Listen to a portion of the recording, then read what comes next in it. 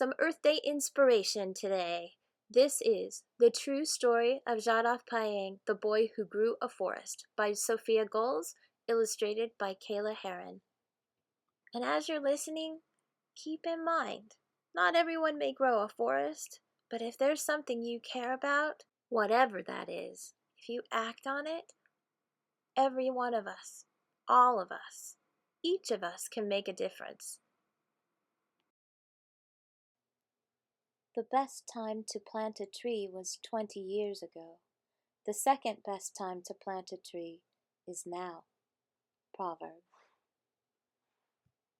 In India, on a large river island, among farms and families hard at work, there lived a boy who loved trees.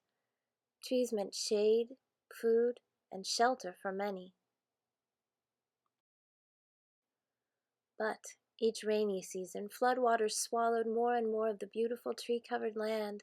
The boy's precious island was shrinking, eroding away with the rushing river, leaving empty sandbars behind. The boy witnessed animals stranded on those sandbars, their homes destroyed. He feared that if animals withered without trees, people would too. The boy shared his fears with the village. The elders explained that the only way to help animals was to create new homes for them. They gifted the boy with 20 bamboo saplings.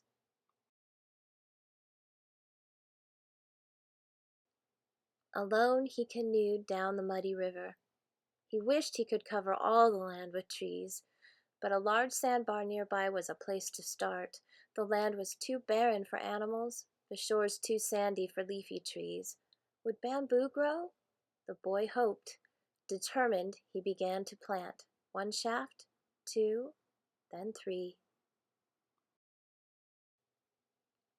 Every day he watered the saplings by hand, sweat trickling down his face and chest. He built a watering system to help, and lugged heavy buckets from the river. His arms grew tired, his back sore. Still, each day he tended to the plants, and over time, the bamboo patch grew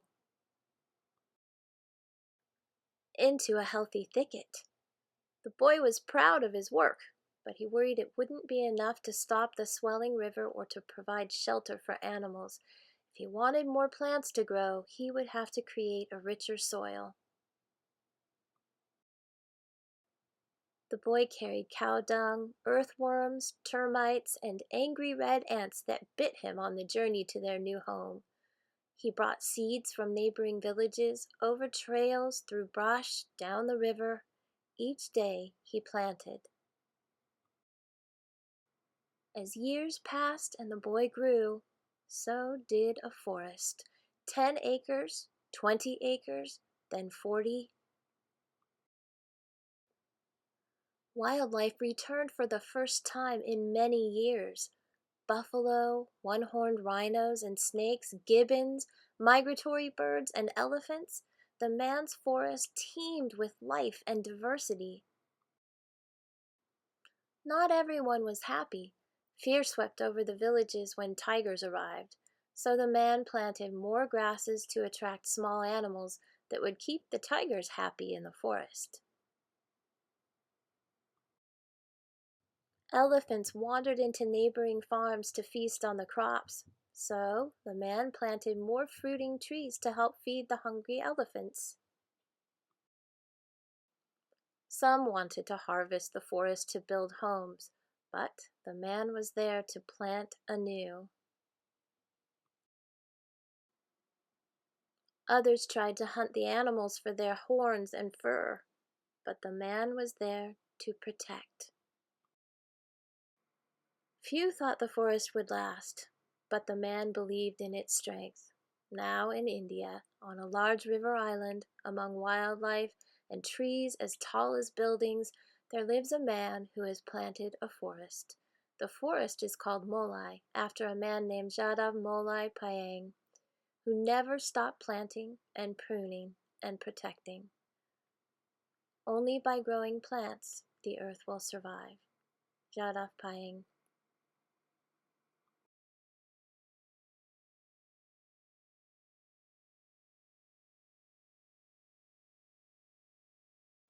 I hope you found this true story inspiring, and that from it you take the idea that whatever it is that you care about, if you care about it and act on it, you really can make a difference.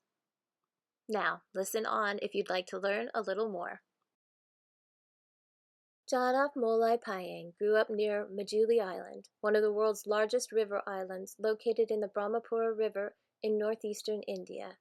As a young teenager, Jadaf witnessed the death of hundreds of snakes that floodwaters stranded on a barren sandbar near the island. Heartbroken over the snakes, in 1979, Jadaf began planting to help his beloved island and the wildlife who shared it with him. Since then, defying all odds, Jadov has quickly planted, nurtured, and grown an entire forest on his own. Named after him, Molai Forest is said to be over 1,300 acres. That's larger than 900 football fields, and still growing. The forest is now home to thousands of different species of plants and trees. This unexpected sanctuary provides life and shelter for many animals, some endangered. In 2008, almost 30 years after he planted his first seedlings, Jadav's forest was discovered by local authorities tracking a herd of elephants.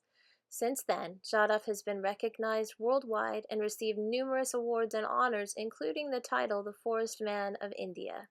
Jadav hopes his mission will inspire others to make the world a greener place. If one person can plant an entire forest, can you imagine what many could do? Author's note: Jadav's love of the earth and his ideas on reforestation are important concepts that I also hold dear.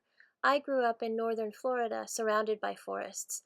My father was a prominent forest ecologist, my mother was a science writer, and our house was constantly filled with visiting scientists from around the world.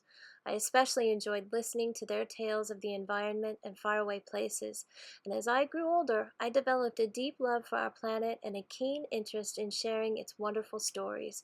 I hope that Jadav's story triggers your inner ecologist as it did mine. If you plant a seed today, you never know when it might become, so plant on.